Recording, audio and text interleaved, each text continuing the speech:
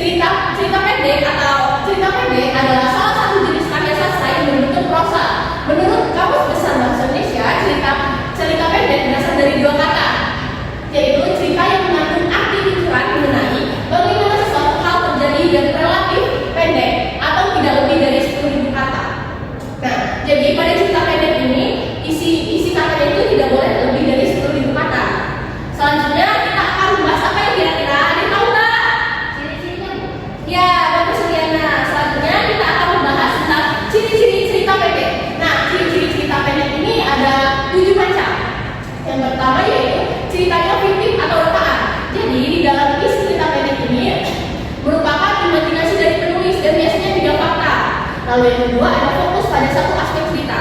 Nah, anak-anak tahu nggak novel? Tahu. Nah, ada novel sama cerpen ini berbeda. Kalau di dalam novel itu biasanya aspek ceritanya itu banyak, tidak hanya satu. Tetapi kalau di dalam cerpen fokusnya itu pada satu aspek cerita saja. Nah,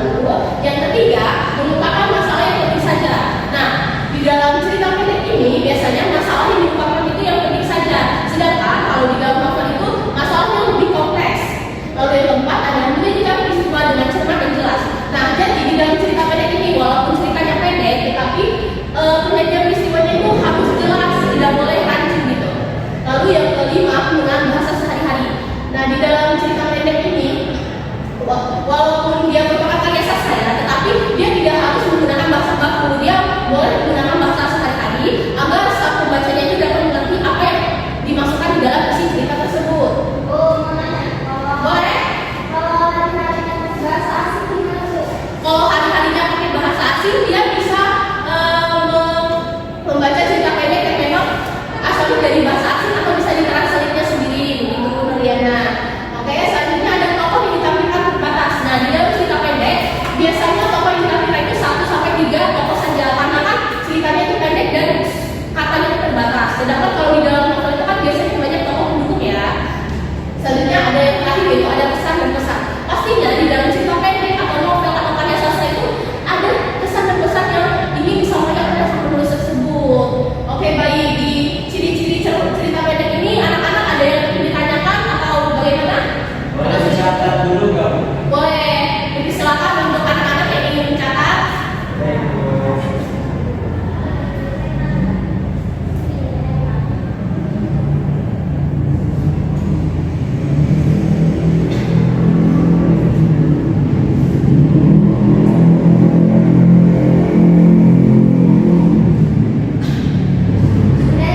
Sudah anak-anak mencatatnya?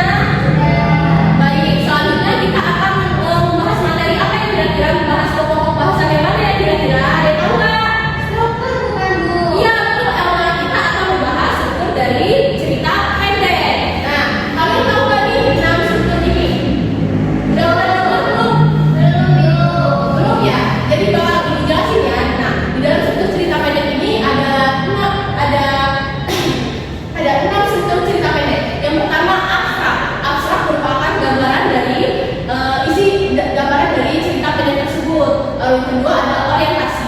Orientasi itu merupakan awalan dari sebuah isi cerita tersebut. Nah, biasanya di dalam orientasi ini isinya itu mengenalkan tokoh, mengenalkan visualisasinya bagaimana, mengenalkan watak tokoh itu bagaimana, tapi baru kode-kodenya doang, belum secara rincinya karena kan masih awalan. Lalu selanjutnya yang ketiga yaitu rangkaian peristiwa. Nah, setelah awalan pastinya kan ada peristiwa-peristiwa yang terjadi nih di dalam cerita pendek tersebut. Nah, ini nih termasuk rangkaian peristiwa. Biasanya peristiwanya itu tidak hanya satu saja, maksudnya peristiwanya itu beruntun walaupun dia pendek gitu, tapi dia tetap jelas peristiwanya. Lalu yang keempat ada komunikasi. Pastinya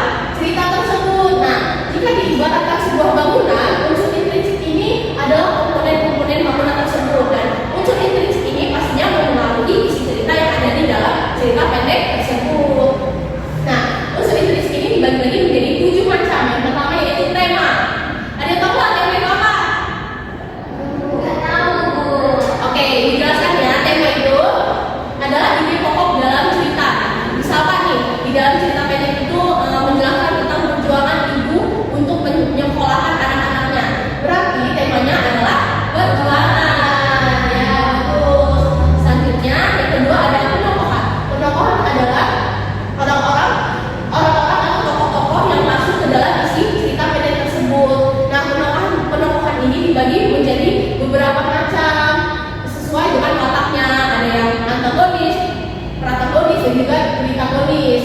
Lalu yang ketiga ada alur. Alur adalah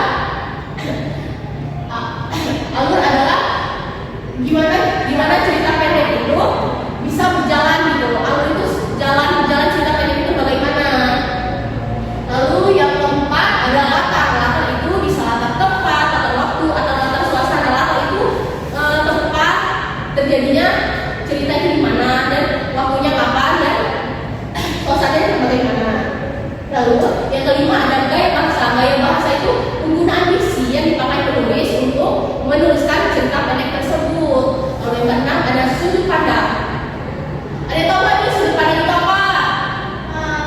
Sudutnya orang pandang bukan Bu? Bukan. Jadi sudut pandang itu pemakaian kata yang dipakai oleh penulis tersebut. Misal ada sudut pandang pertama, sudut pandang kedua, dan sudut pandang orang ketiga.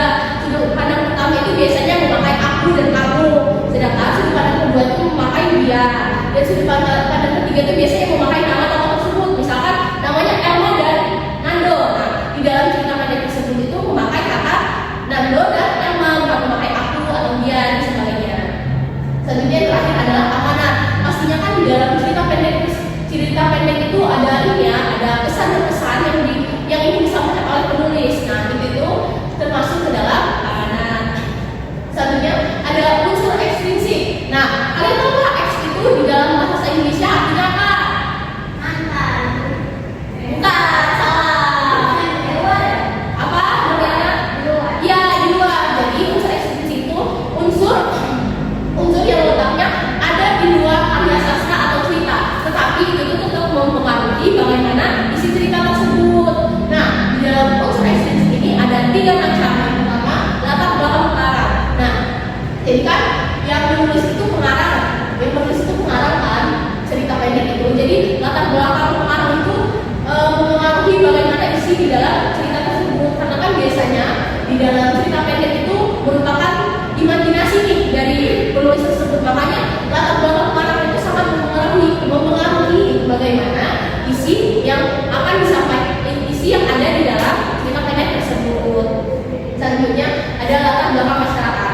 Nah, biasanya penulis itu tidak hanya melihat dari dirinya saja, tapi dia melihat juga dari latar belakang masyarakat sekitarnya. Bagaimana gitu. Nah, kan dengan dia melihat gimana latar belakang masyarakat di sekitarnya itu dia dapat ini menemukan ide nih apa yang akan dia tulis. Selanjutnya yang ketiga ada nilai kehidupan. Nah, biasanya di dalam isi cerita pendek itu terdapat nilai kehidupan yang dimasukkan penulis nih agar pembaca itu dapat memahami apa saja nilai-nilai kehidupan seperti nilai moral dan sebagainya. Baik, setelah unsur-unsur cerpen ini, apakah anak-anak ada yang ingin ditanyakan atau sudah paham? Saya mau nanya, yang penamaan tadi kan ada antagonis, terus protagonis, sama protagonis. Nah, itu apa sih Bu maksudnya Bu? Nah, kalau antagonis itu biasanya tokoh utama yang ada di dalam cerita. Nah, protagonis itu dia itu tokoh yang menentang tokoh utama tersebut, tapi biasanya antagonis itu lebih dikenal sama tokoh yang jahat. Tapi sebenarnya antagonis itu tokoh utamanya. Biasanya kan ada tokoh utama yang jahat, ada yang baik. Jadi antagonis itu tidak selalu jahat, tapi juga ada yang baik. Itu berarti antagonis itu merupakan tokoh utama. Sedangkan protagonis itu biasanya tokoh yang menentang tokoh utama, dan protagonis itu tokoh yang mendukung tokoh-tokoh lainnya gitu. Jadi menjadi tokoh pendukung. Gimana yang Mas sudah paham? Sudah Ibu. Baik, apakah ada yang ingin ditanyakan lagi atau sudah jelas untuk unsur-unsur cerita pendek? Sudah jelas. Baik, selanjutnya ya kita sudah memasuki sesi refleksi nih. Tadi kan Ibu sudah membahas mengenai pengertian cerita pendek, ciri-ciri cerita pendek, strukturnya, dan unsur-unsurnya. Nah, untuk anak-anak yang ingin menyampaikan pendapatnya boleh nih. Seperti misalkan Elma ingin menyampaikan pendapat mengenai cerita pendek itu apa, terus Lili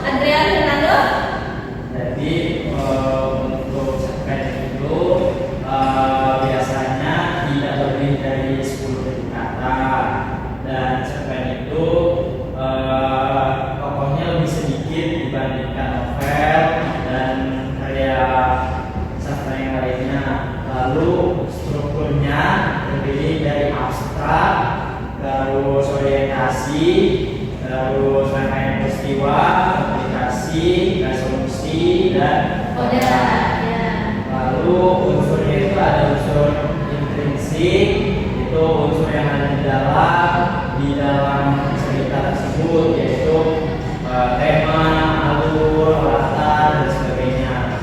Lalu untuk yang ekstrinsik itu ada latar belakang pengarang, latar belakang masyarakat, dan nilai kehidupannya Bu. Sekian Bu. Baik, sangat bagus ya Nando. Untuk email, apakah ingin menyampaikan pendapatnya atau boleh menyimpulkan dari teman-temannya nih, menyimpulkan sedikit mengenai cerita pendek pada materi pada hari ini? Tidak. Email sepertinya sedang lemas ya. Ya sudah, mari kita berikan apresiasi untuk kita semua.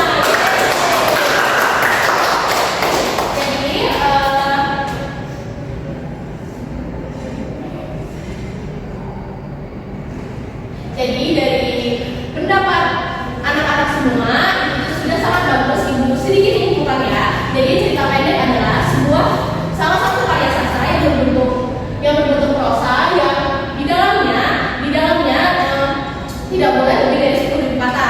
Nah, cerita pendek ini memiliki struktur. Jadi di dalam cerita pendek itu tidak boleh klasifikasi, tidak boleh asal-asalan nih menulisnya, harus mengikuti strukturnya seperti ada abstrak, terus orientasi, lalu rangkaian peristiwa, lalu komplikasi, lalu resolusi dan juga koda.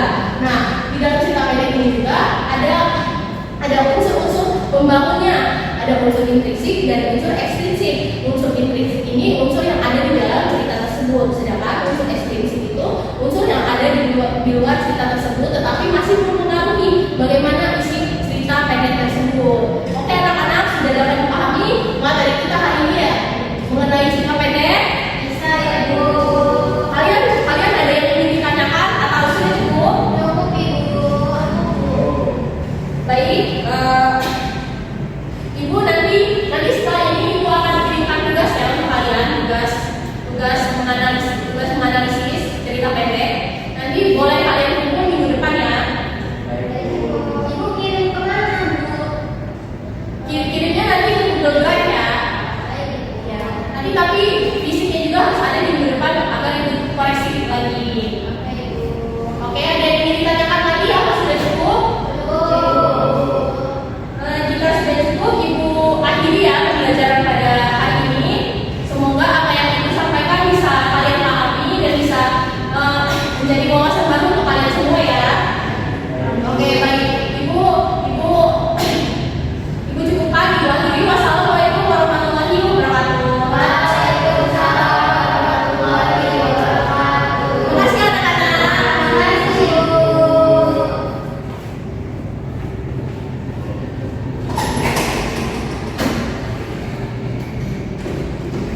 Assalamualaikum warahmatullahi wabarakatuh. Selamat siang, saya Elma Malini selaku observer lisan dari calon guru Novitasari dengan NPM 2313041063 pada tanggal 3 Oktober 2025 pukul 13.00 waktu Indonesia Barat dengan topik texture pen, yaitu pada komponen membuka pelajaran. Pertama, gaya mengajar guru sudah baik dalam hal memilih posisi di depan, di tengah, dan di belakang siswa. Selanjutnya, guru dalam memilih kegiatan yaitu membaca, bercerita, dan demonstrasi juga sudah baik. Selanjutnya yaitu dalam penggunaan media dan alat bantu mengajar, guru juga sudah sangat baik, yaitu pada posisi gambar, model, skema, itu sudah sangat baik. Selanjutnya yaitu pola interaksi yang bervariasi yang dilakukan oleh guru antara guru ke siswa, siswa ke guru, ataupun siswa ke siswa, itu sudah baik. Selanjutnya yaitu cara guru menimbulkan motivasi, itu sudah sangat baik karena guru itu menggunakan ice breaking. Yang pertama dengan kehangatan dan keantusiasan itu sudah cukup baik, sudah sangat baik. Yang kedua menimbulkan rasa ingin tahu sudah sangat baik, mengemukakan ide yang bertentangan sudah sangat baik, dan memperhatikan minat siswa itu sudah sangat baik. Selanjutnya yaitu pada saat guru memberi acuan atau structuring, itu guru juga sudah baik. Yang pertama tentang mengemukakan tujuan dan batas-batas tugas, itu juga sudah baik. Menyarankan langkah-langkah yang akan dilakukan, itu juga sudah baik. Mengingatkan masalah pokok yang akan dibahas oleh guru, itu juga sudah baik. Mengajukan pertanyaan-pertanyaan kepada siswa, itu juga dilakukan guru dengan cukup baik. Selanjutnya yaitu kaitan atau ketika guru membuat kaitan atau apersepsi, itu sudah sangat baik. Kaitan antar aspek yang relevan, itu sudah sangat baik. Guru ketika membandingkan atau mempertentangkan pengetahuan baru dengan pengetahuan yang telah diketahui, itu juga sudah sangat baik. Ketika guru menjelaskan konsep atau pengertian sebelum bahan-bahan itu diperinci, juga sudah baik. Selanjutnya pada komponen menutup pelajaran. Pada saat guru meninjau kembali, itu sudah sangat baik karena guru pertama telah merangkum inti pelajaran, itu sudah sangat baik. Kemudian guru juga telah membuat ringkasan, itu juga sangat baik. Selanjutnya pada bagian mengevaluasi, yaitu sudah baik ketika guru mendemonstrasikan, mengaplikasikan ide baru pada situasi lain, mengekspresikan pendapat siswa sendiri, itu juga sudah sangat baik. Selanjutnya yaitu pada saat guru memberikan soal-soal tertulis dan soal-soal lisan, itu sudah cukup baik. Yang terakhir adalah refleksi akhir pelajaran yang dilakukan oleh guru, itu juga sudah sangat baik karena guru telah memberikan refleksi dengan sesuai. Sekian saya selaku observer lisan, itulah hasil observasi saya. Saya akhiri. Mohon maaf bila ada salah kata dan salah dalam berucap. Saya akhiri. Wassalamualaikum warahmatullahi wabarakatuh.